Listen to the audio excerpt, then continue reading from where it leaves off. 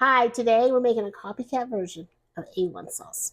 And we're going to start with a half a cup of golden raisins. Now next you're going to want a half a cup of vinegar. And you can either do all balsamic or all malt. I like to mix it up and do a little bit of both. So I'm going to do half malt and half balsamic. Now because I'm here at Sam's and I left him these pickled red onions pickled in balsamic vinegar, I'm going to steal some of that balsamic because I think it's going to be really tasty. And he's eaten quite a bit. He told me those were his favorite of the two. I've got one shallot and two cloves of garlic that I smashed. In we go. And then we want a quarter cup each of Worcestershire sauce, molasses, and then ketchup. Now, this is my easy 5-minute tomato paste ketchup. But if you're not using a really nice ketchup, if your ketchup has high fructose corn syrup and things that you don't want in it, then don't put it in here because that's our whole purpose here is to get away from those things. Or you can do just like a couple tablespoons of tomato paste and then a quarter cup of Dijon. And I'm just going to finish off this homemade whole grain mustard that I made when I was here the last time.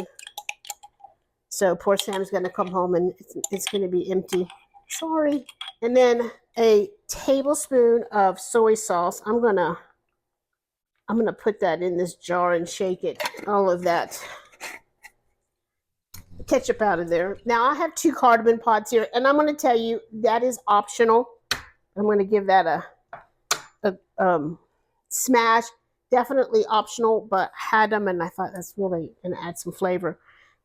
The celery is pretty much not optional. I have a half a teaspoon of celery seeds, and I just want to take my knife and just kind of break them up, just open them up a little bit before we put them in there. And then one thing that's really important is an orange. Now, the original A1 sauce was invented in 1824 in England by a chef named Henderson William Brand. That was how the original sauce came, and it was originally just a brown sauce that was kind of, multi-purpose condiment. And, interestingly enough, A1 is not sold in England anymore. They have HP sauce, which is a brown sauce, and I think a little sweeter than the A1. Now, when it came to America, and I think Heinz started making it, I think it's Heinz, to help them sell it in the 1960s, they called it a steak sauce because originally it was just a brown kind of multi-purpose sauce. And I kind of like to think of it that way too. I like to put it in my meatloaf. It's good to marinate things in.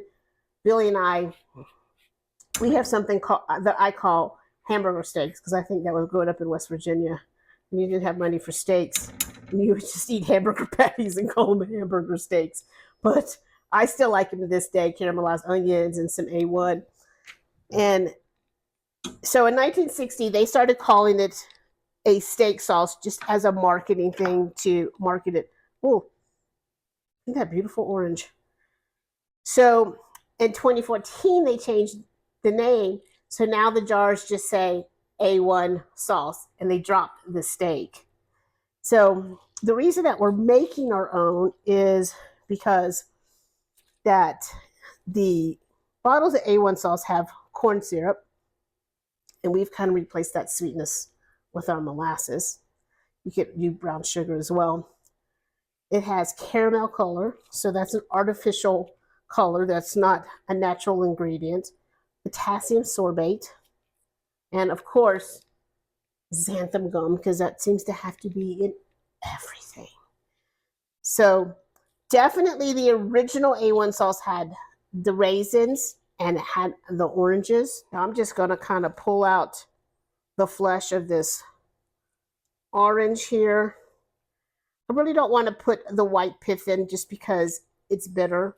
So, but I definitely want that note of citrus in. And now, of course, we want to do some salt, about a half a teaspoon of kosher salt, and about a quarter teaspoon cracked pepper. And we're just going to bring this to a simmer and let this simmer about 20 minutes. So next we're going to strain this. Now it's going to taste better as it cools. It's going to taste different hot than cold. It's definitely, the flavors are going to develop.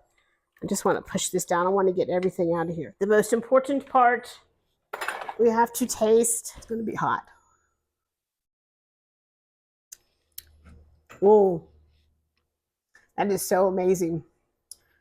It's big, it's bold.